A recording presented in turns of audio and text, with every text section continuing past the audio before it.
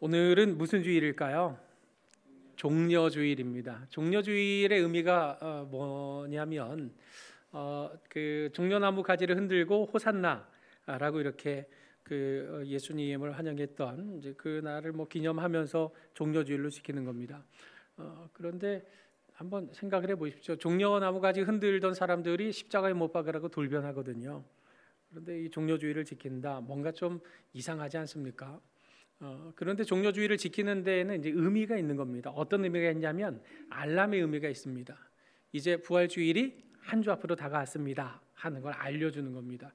이걸 알려주는 이유는 예수님께서 고난당하심과 다시 사심에 대한 것은 그는 우리 이 신앙생활에 있어서 아주 핵심적인 꼭 붙잡아야 할 그 의미를 결코 놓쳐서는 안 될 그런 중요한 의미라는 것을 알아야 되기 때문에 일주일 전에 미리 알려주는 겁니다. 이 고난과 부활을 그냥 허투루 맞지 마십시오, 준비하고 맞이하십시오 하는 이런 알람으로서의 역할이 있습니다. 그리고 이 종려나무 가지 흔들면서 예루살렘으로 입성하실 때 예수님이 나귀를 타셨습니다. 어린 나귀였거든요. 겸손의 표시이기다 이렇게 말하지만 사실은 이제 예수님이 이 나귀 때문에 겸손해지시는 건 아니고요. 이 당시에 왕들이 말을 타고 행진하거나 나귀를 타고 행진하거나 둘 중에 하나입니다. 말을 타면 전쟁하러 가는 거고요. 나귀를 타면 이제 평화의 때가 왔다. 이걸 의미하는 겁니다. 그래서 예수님께서 나귀를 타셨다. 그런데 그게 어린 나귀였다. 이거는 그 왕으로서 예루살렘에 들어가시는 거지 다른 의미로 들어가시는 게 아닙니다. 그래서 아무튼 그 왕 대신 예수님의 길을 위해서 나도 주가 쓰시겠다 할 때 나귀를 내어 드리는가, 이거에 대한 점검, 이거에 대한 확인, 이게 이제 종려주일에 담겨 있는 의미입니다. 그리고 마지막 하나는 그 예수님께서 예루살렘에 들어가셔서 성전에 장사하는 사람들을 다 내쫓아 버리셨습니다. 왜 성전을 청결케 하신 겁니까? 하나님을 온전히 예배하고 경배하는 장소로 만들기 위함인 거죠. 마찬가지로 고난과 부활을 생각하는 이 한 주간 동안에 우리의 마음을 청결히 해야 되는 겁니다. 교회 이 예배당 아무리 깨끗하게 해도 그 자체가 우리를 깨끗하게 하는 건 아닙니다. 우리의 마음을 깨끗하게 함으로써 예수님의 죽으심과 부활에 대한 것을 순전하게 마음에 새기는 시간이 될 수 있도록 우리 마음의 성전을 청결하게 하는 시간을 가져야 됩니다. 이것을 알려주기 위해서 종려주일로 지키는 겁니다. 오늘 우리가 이 종려주일에 살펴볼 히브리서는 그 배경이 이렇습니다. 유대교도였지만 예수님이 하나님의 아들이시라는 사실을 알게 되었고 깨닫게 되었고, 그리고 기독교인으로 전향한 사람들에게 쓴 편지가 바로 이 히브리서입니다. 유대교에서 기독교로 전향하고 나니 어떨 것 같으십니까? 이전보다 기쁨이 넘치고 예수가 그리스도 되심을 알게 되니 이 마음에 벅참이 생기고 처음엔 그랬습니다. 그런데 시간이 지날수록, 왜 신혼 때가 지나면 대면해지잖아요. 약해지기 시작합니다. 그런 과정 속에 특별히 로마에서는 예수 믿는 사람들에 대해서 오해하기 때문에 경제적으로 불이익을 주었습니다. 평소는 문제될 게 없습니다. 그러나 시비 붙으면 무조건 이유 여하 막론하고 예수 믿는 사람이 모든 손해를 감수해야만 했습니다. 또 예수 믿는다는 이유 때문에 강제 이주시켜버리기도 했습니다. 저 사람들 위험한 사람들이다, 다른 왕이 있는 사람들이다 해서 강제 이주당하기도 합니다. 이렇게 외적으로 받는 핍박이 있었습니다.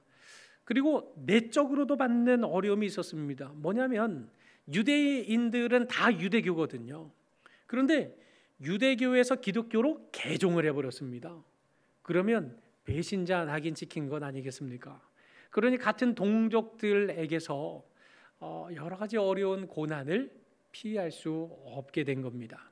로마 식민 통치 아래에서 그렇지 않아도 살기가 녹록지 않은 상황 속에 내부적으로 같은 동족에게마저 배신자로 낙인 찍히는 것, 이게 바로 예수 믿은 결과였던 겁니다.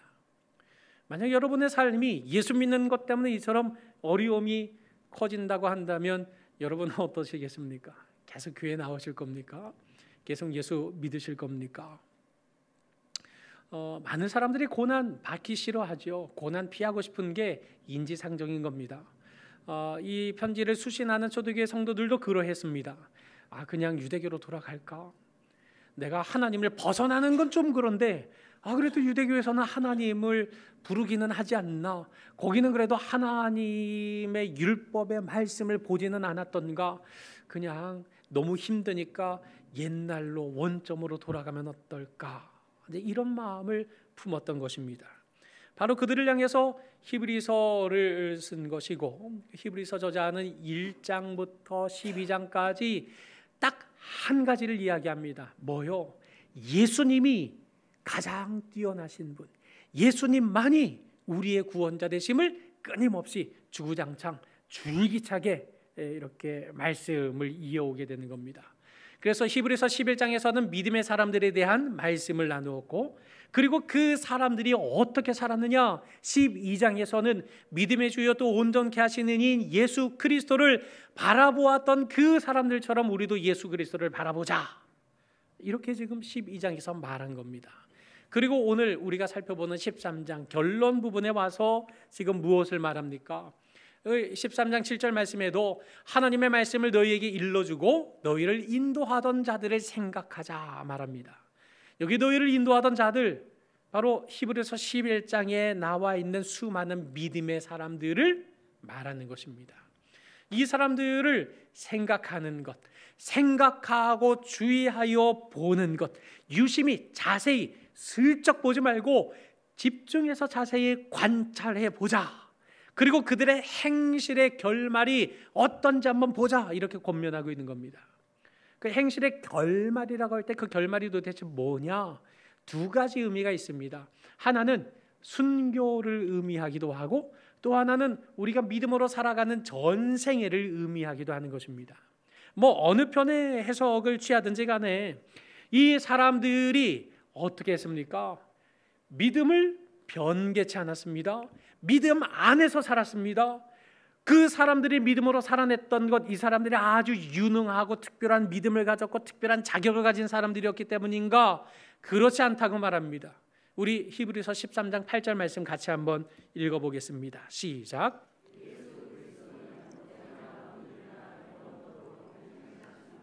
예수 그리스도는 어떤 분이십니까? 동일하신 분입니다. 우리가 하나님의 은혜를 멀리 떠나 있을 때에도 동일한 분입니다. 우리가 하나님의 은혜 안에 있어도 동일한 분입니다. 예수 그리스도는 어제나 오늘이나 영원토록 동일합니다. 그러나 우리는 동일합니까? 살다 보면 분명히 굉장히 친했어요. 그런데 어느 순간 원수가 돼버린 경우들이 수두룩합니다. 그리고 분명히 원수지간이었어요. 근데 어느 날 보니까 둘도 없는, 떼어놓을 수 없는 그런 아주 가깝고 긴밀한 관계를 형성하는 것들 얼마나 많이 봅니까? 우리 믿음 생활만 하더라도 어떨 때는 좋았다가 어떨 때는 나빴다가 왔다 갔다 하는 게 우리네 인생의 본성이지 않습니까? 여러분, 우리 자신이 이처럼 변동 많고 변화무쌍한 이 굴곡진 우리의 본성을 가지고 하나님을, 예수님을 끝까지 온전하게 잘 믿고 섬길 수 있겠습니까? 아니요, 못합니다. 불가능한 일입니다. 우리의 죄악된 본성, 이 어제와 오늘이 다른 이런 변동성 많은 기복이 심한 우리의 인생, 우리의 삶으로는 예수 그리스도를 끝까지 따를 길이 없습니다. 딱 한 가지의 길이 있습니다. 그것은 변함없는 동일하신 예수 그리스도, 그분만 바라보았고 그분만 의지하였고 그분만을 믿었다는 그 사실, 그 사실이 너희에게 가르쳤던 그 믿음의 많은 사람들이 끝까지 믿음의 경주를 완주할 수 있었던 본질적인 이유다라고 오늘 히브리서 13장 8절 말씀에 증언하고 있는 겁니다. 여러분, 찬송에도 이런 찬송이 있지 않습니까? 이 세상 변하고 나 비록 약하나 어떻게 해야 됩니까? 늘 기도 힘쓰면 큰 권능을 얻는 겁니다. 그리고 내 마음이 약하여 늘 넘어지오니 주 예수 힘주사 굳세게 하소서라고 주님을 붙잡고 의지하고 나아갈 때 흔들리는 변동 많은 변덕심한 우리 인생이 그래도 끝까지 믿음의 경주를 완주할 수 있다는 사실에 대해서 지금 말씀하고 있는 겁니다. 여러분, 우리가 살아가는 삶에, 우리가 특별히 살아가는 신앙의 여정 속에 우리들로 하여금 시험에 들 만한 요소들이 얼마나 많이 있습니까? 그럴듯한 세상이 유혹하기도 하고, 또 신앙의 걸음에 닥쳐오는 뜻밖의 어려움과 시련 때문에 내가 예수 믿는 거 맞나? 예수 믿는데 왜 이런 시련이 찾아오는 것인가? 예수님이 살아계시는 한 건가? 하는 이런 많은 시험거리에 우리가 휩싸일 때가 적지 않습니다. 오늘 이 히브리서를 수신하는 사람들도 동일했습니다. 오늘 히브리서 13장 9절 말씀에 뭐라고 되어 있습니까? 여러 가지 다른 교훈에 끌리지 말라. 여기서 말하는 다른 교훈이 바로 그 신앙의 여정을 발목 잡는 여러 많은 시련들을 말하는 겁니다. 특별히 많은 시련들 중에 특별히 히브리서를 수신하는 사람들은 개종한 유대인이었다는 사실을 염두에 두자면, 이 다른 교훈은 다른 어떤 것들보다 특별히 유대교에서 말하고 가르치는 교훈을 말하는 겁니다. 그 교훈들 중에서도 특별히 음식에 대한 규례를 가지고 지금 말하는 겁니다. 왜 그렇게 맨날 말씀 듣고 기도만 하는 그런 기독교 예배에 그렇게 동참을 하는가? 거기에 동참해서 너가 얻는 유익이 도대체 무엇이 있더냐? 그저 고난받고 차별받고 피해를 입는 이것밖에는 없는데 우리 유대교로 다시 돌아와라. 우리 유대교 봐라, 얼마나 좋으냐. 짐승 잡아서 희생제물을 드리고 하나님 앞에 연기를 올려드리고 짐승을 태우고 이런 예식들을 통해서 하나님을 만나고 경험하고 체험하는 유대교로 다시 돌아와서 그냥 우리와 함께 신앙생활하자, 이렇게 유혹하고 있었던 것을 말하는 겁니다. 그러나 지금 히브리서 저자는 뭐라고 말하는 겁니까? 그 음식이 유익을 주더냐? 그런 유대교가 가지고 있는 형식이, 외적인 그런 형식이 과연 너희의 믿음을 돈독하게 하고 너희를 더 경건하게 하고 너희를 더 진실하게 만들더냐? 형식주의가 사람의 마음을 변화시킬 수 없다라는 사실에 대해서 지금 말씀하고 있는 겁니다. 여러분, 유대교의 형식과 모양, 율법을 지키는 것, 음식 먹을 거 안 먹을 거 가리는 이런 식의 실천들을 통해서 무슨 경건함과 무슨 유익을 얻을 수 있다는 말입니까? 여러분, 형식주의의 생명력이 있습니까? 없습니다. 종교적 형식주의를 따르는 것은 일면 신앙심이라고 말하기보다는 종교심이라고 말하는 것이 더 옳지 싶습니다. 종교심을 가진 수많은 사람들, 이런 인위적인 제도, 인위적인 형식, 인위적인 절차의 노예가 돼서 살아가고 있습니다. 성경은 어떻게 들어야 되고, 교회 오면 어떻게 해야 되고, 기도는 어떤 자세에서 해야 되고, 성경은 어떤 자세에서 봐야 되고, 물론 그런 태도와 자세가 중요합니다. 그러나 마치 어떤 그런 외적인 형식의 틀에 박혀 있는 그 삶이, 그 신앙이, 그 종교가 마치 무언가 유익을 줄 것처럼 오해하고 착각하고 있는 것입니다. 정말 불행한 것이 무엇입니까? 그런 종교심을 가지고 종교적 열심을 그토록 무수히 내었지만 그들은 하나님을 만나지 못합니다.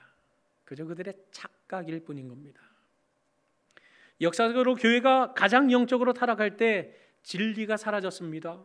진리가 사라진 그 자리에 무엇으로 채웠습니까? 외적인 형식주의로 채웠습니다.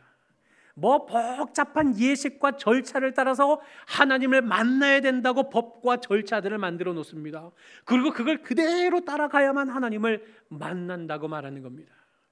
역사적으로 교회가 가장 타락했을 때 사자가 입은 옷이 가장 화려했다는 사실을 기억하십니까? 여러분, 형식주의, 틀에 박힌 습관적인 이런 종교적인 열심으로는 결코 우리가 얻을 유익이 아무것도 없다는 사실을 말하고 있는 겁니다. 주님의 이름을 끊임없이 크게 주님 주여 하나님의 아버지십니다라고 큰 소리로 외쳐야만 하나님을 만날 수 있는 것이 아닙니다. 종교적인 열심과 형식에 따라서 무언가를 가야 거기에 하나님이 계시는 것이 아니라는 말입니다. 여러분, 우리가 하나님을 우리의 열심으로 만날 수 있습니까? 못 만납니다. 우리의 행위로, 우리의 열심으로, 우리의 노력으로 하나님을 어떻게 만납니까? 그건 불가능한 일입니다. 우리가 하나님을 만날 수 있는 것은 하나님이 우리에게 찾아와 주셨기 때문입니다. 영이신 하나님께서 사람의 몸을 입고 이 땅에 찾아와 주셔서 이 땅에 사람의 몸을 입고 찾아오신 결과 그 주님을 우리가 만나게 되었고, 그 예수의 영이신 성령을 보내주신 까닭에 오늘 우리가 하나님을 만나고 믿음으로 바라보며 하나님 안에서 살아갈 수 있게 된 것이지, 우리의 열심과 노력과 종교적인 행위를 가지고 하나님 우리가 찾아가서 발견한 것이 아니라는 겁니다. 그러니 그런 종교적인 형식주의, 외식주의에 매여 있지 말자는 겁니다. 계속하는 10절 말씀에 뭐라고 말합니까? 우리에게 제단이 있다. 아니, 유대교 따라가지 말자면 우리에게 제단이 있다는 건 또 이게 무슨 말입니까? 여기서 말하는 제단이 무엇입니까? 그것은 바로 예수 그리스도의 십자가를 말하는 겁니다. 그분이 우리 죄를 위해 흘려주신 대속의 십자가, 그것이 바로 우리의 제단이다라고 말하고 있는 겁니다. 여러분, 장막에서 섬기는 자들은 어떤 사람들입니까? 여전히 유대교의 형식주의를 주장하는 사람들. 이래야 하나님 만난다. 그토록 형식주의, 종교심을 자극하는 바로 그 사람들은 그 제단, 예수 십자가의 은혜를 먹을 권한이 없다는 겁니다. 왜 그렇습니까? 십자가의 은혜를 내 마음에 담지 않고 여전히 하나님 앞에 제사로 드릴 제물 이거 잡아가지고 하나님 앞에 불태우고 피를 뿌리는 이런 형식을 가지고서 하나님의 은혜를 힘입으려고 하는 이런 형식주의에 매여 있는 까닭에 그들은 예수 십자가를 거절합니다. 여전히 자신들의 종교적인 열심과 행위로 잡는 재물을 통해 하나님 앞에 무언가 은혜를 얻으려고 지금 힘쓰고 애쓰는 것입니다. 그러니 그 예수 십자가를 바라보지 않으니 그 십자가 대속의 은혜를 받아 먹을 권리가 그들에게 있겠습니까? 11절에 대속죄일에 대한 규례를 다시 한 번 더 상기하면서 이 히브리서 저자는 이 수신자들에게 한 번 더 예수 그리스도를 바라보아야 할 것을 말하고 있습니다. 우리 11절에 있는 말씀을 한번 같이 읽어보실까요? 자, 시작.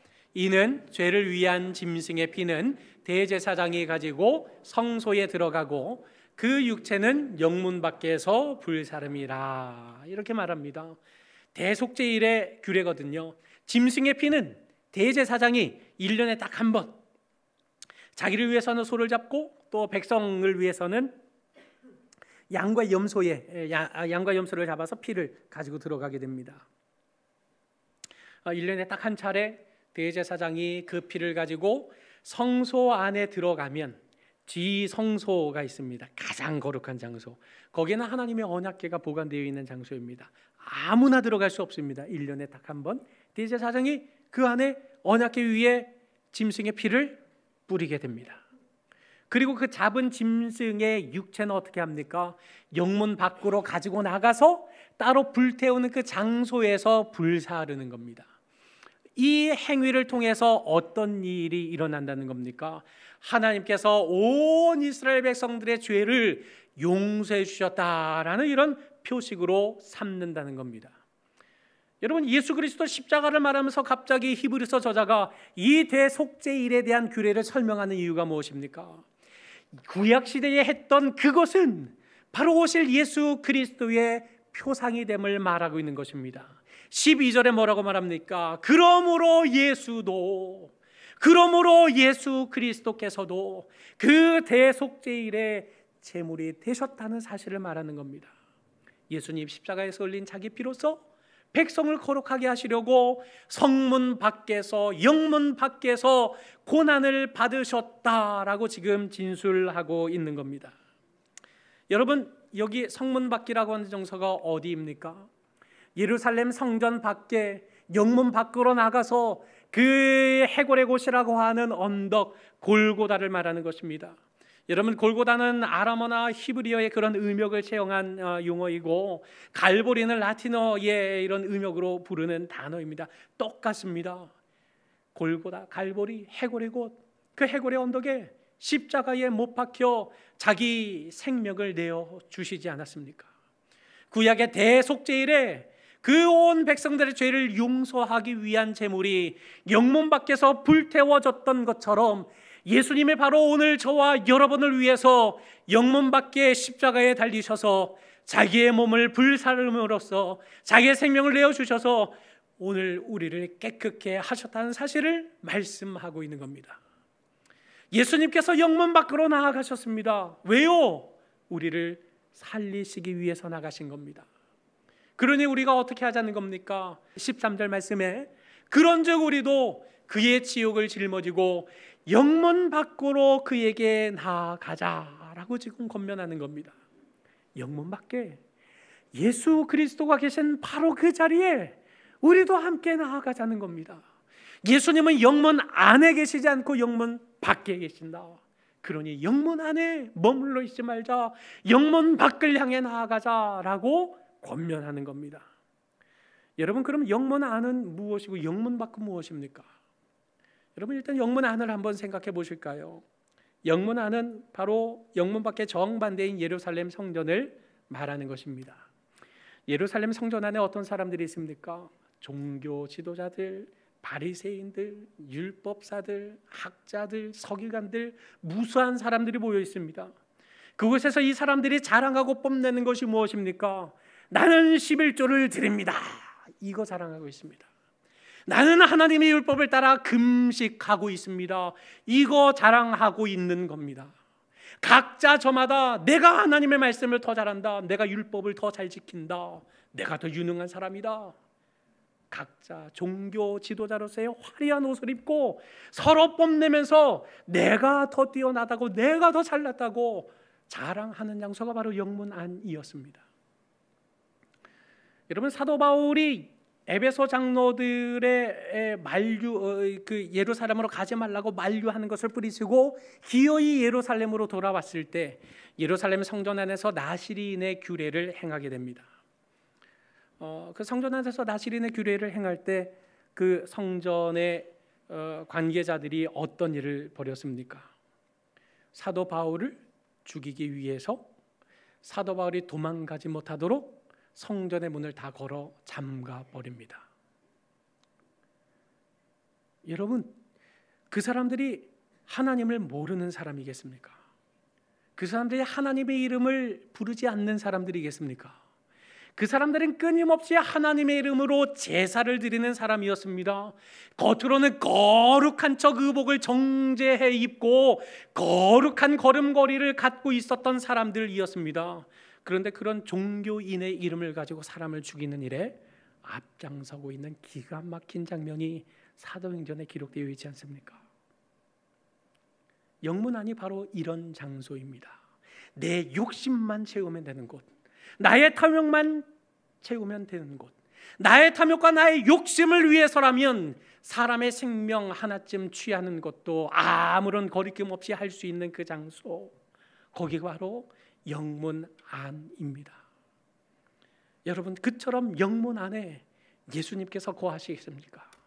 그처럼 자기 욕심과 자기의 탐욕에 썩은 악취가 풍겨지는 그 자리에 예수님이 거하실 리가 있겠습니까? 그렇다면 영문 밖의 길은 어떤 길입니까? 거기는 권력이 없습니다. 재물도 없습니다. 그래서 사람들이 거들떠 보지도 않습니다. 아니, 거들떠 보지 않는 정도가 아니라 외면하는 것이 바로 영문 밖입니다. 여러분, 오늘 13절 말씀에 뭐라고 말합니까? 영문 밖으로 그에게 나아가자라고 외치면서 그 길은 어떤 길인가? 그 지옥을 짊어지고 가는 길이다라고 명백하게 말하고 있지 않습니까? 애둘러서 피해서 말하지 않습니다. 이 길은 명백하다. 지옥을 짊어지는 길이다라고 말합니다. 여러분, 왜 지옥을 짊어지는 길로 나아가야 하는 겁니까? 예수님이 그 길을 걸어가셨기 때문입니다. 여러분, 하나님이신 예수님이 왜 죄인에게 신문을 받으셨습니까? 하나님이신 예수님이 왜 죄인들의 조롱을 받으면서도 묵묵히 그 입을 닫고 있는 것이었겠습니까? 왜 하나님이신 예수님이 침뱉음을 당하고 뺨을 맞고 가시면류관을 씌우고 홍포를 입히면서 조롱함에도 불구하고 침묵을 유지하셨던 것입니까?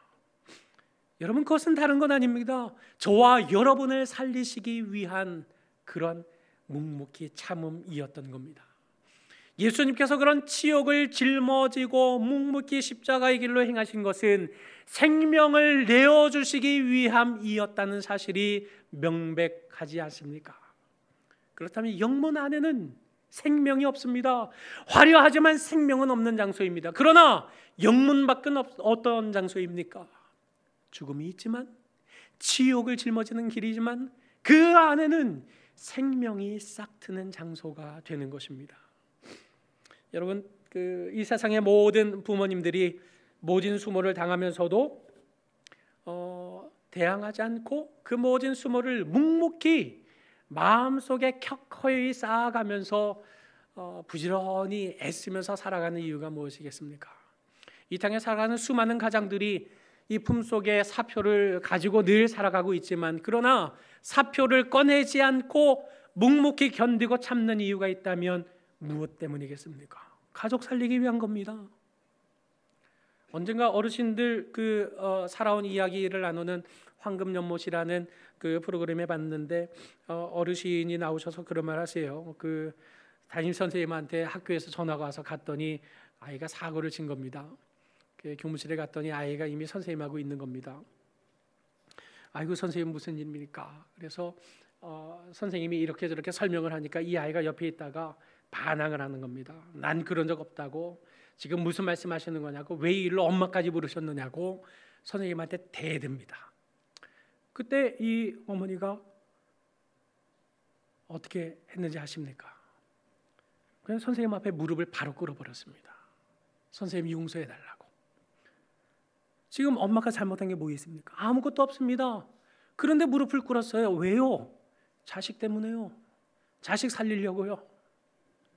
이 땅에 살아가는 모든 부모님들도 그 사랑 때문에 그 치욕을 짊어지고 가는 것입니다. 여러분, 하나님이신 예수님께서 이 땅에 오셔서 그 치욕의 십자가를 짊어지신 이유, 다른 이유가 없습니다. 저와 여러분을 살리시기 위해서 그리하셨습니다.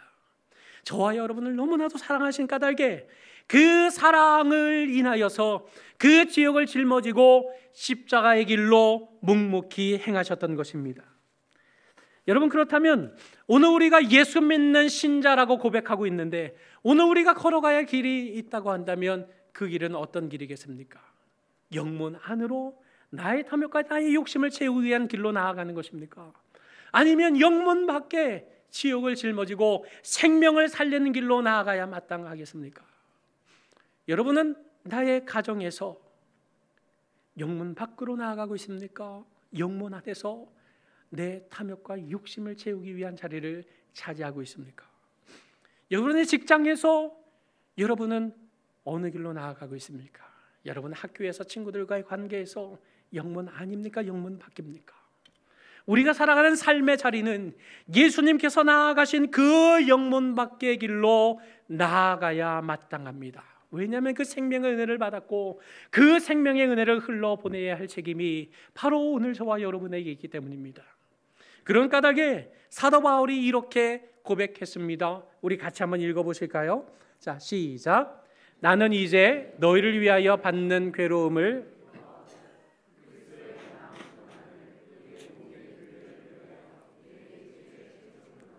아멘. 지금 그리스도께서 고난을 완전히 이루지 못하셨다, 이게 아닙니다. 완전하지 못한 어떤 남아있는 여분의 고난이 있다는 그런 말이 아닙니다. 그리스도 예수의 고난에 나의 삶을 동참시키겠다는 그런 의미인 겁니다. 왜 이 고난에 동참하고자 하는 것입니까? 사람을 세우기 위해, 교회를 통해 생명을 세우는 역사를 이루기 위해서 말입니다. 오늘 우리는 복음으로 사람을 어떻게 해야 됩니까? 살려야 됩니다. 가르쳐야 됩니다. 세우는 교회가 되어야 합니다. 이렇게 복음으로 사람을 살리고 가르치고 세우는 이 일을 위해 기꺼이 그 고난의 십자가를 짊어진 바울이 그저 비참한 인생으로 생을 마감했습니까? 그렇지 않습니다. 그의 삶은 부활의 영광으로 나타나게 될 것, 우리가 믿음의 눈으로 바라볼 수 있지 않겠습니까? 오늘 우리도 영문 밖으로 그에게 나아갈 때에 하나님께서 우리의 고난의 삶을, 고난의 세월을, 고난의 걸음을 기꺼이 저 영원한 영광스러운 하늘의 부활의 영광으로 차지하게 하실 것은 너무나도 자명한 사실인 것입니다. 사랑하는 서부경향의 성도 여러분, 오늘 우리는 영문 밖의 길로 나아가야 합니다. 생명을 살리는 길로 나아가야 합니다. 생명을 짓밟고 내가 사는 길이 아니라 나의 삶을 내어주고 생명을 살리는 길로 나아가야 하는 것입니다. 여러분, 그 미국의 그 전 대통령이었던 닉슨의 보좌관으로 아주 유명한 찰스 콜슨이라고 하는 사람이 있습니다.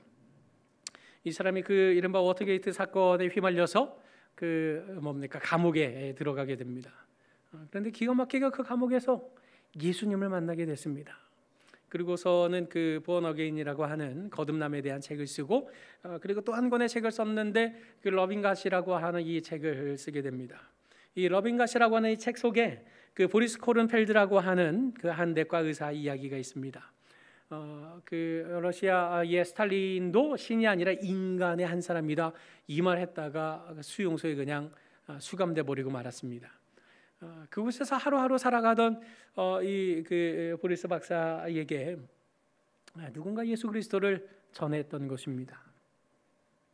그렇지 않아도 의사로서 이런 그 수용자들의 건강을 보살피기보다는 간수들의 압력에 의해서 무조건 진료 기록부에 건강하다고 기재만 하고, 뭐 괜찮다, 건강하다, 아무 문제 없다, 약도 아끼고 뭐 여러 가지 그 치료제도 아끼고, 그러면서 그냥 건강하다는 이 진료 기록만 역사적으로 남겨놓는 이 일을 하고 있었던 이 보리스 박사도 자신이 이렇게 기계적으로 바뀔 수 있구나, 내가 의사로서 사람을 살리는 게 아니라 그냥 죽어가는 거 뻔히 아는데도 나 살겠다고 이러고 있구나, 이런 여러 가지 많은 상실감에 괴로워하고 있을 때 예수 그리스도를 만나게 된 것입니다. 그리고 자신이 복음의 빚진 자라는 사실을 깨닫게 되자 이 보리스 박사는 다시 마음을 다잡고 수용자들의 환자들을 정성껏 돌보기 시작합니다. 간수들은 살리지 말라고 하지만 이 보리스 박사는 사람을 자꾸 살려내는 것이었습니다. 그 중에 중병에 걸린 한 청년을 수술을 해서 살려내게 되었습니다. 이렇게 수술하고 또 약을 쓰고 하면 간수들에게 불이익을 당할 것이 뻔함에도 불구하고 이 보리스 박사는 그 일을 하는데 아무런 거리낌이 없었습니다. 심지어는 그 수술한 환자를 비롯해서 여러 환자들이 먹어야 회복이 되는데 중간에서 이 탐욕스러운 간수들이 중간에 환자들에게 공급할 양식마저 중간에서 다 빼돌렸던 것입니다. 이걸 보리스 박사가 고발합니다. 이렇게 해서야 사람이 살겠느냐고 말입니다 하면서 고발합니다. 이건 목숨 내놓지 않고서야 이렇게 할 수 없는 일이었습니다.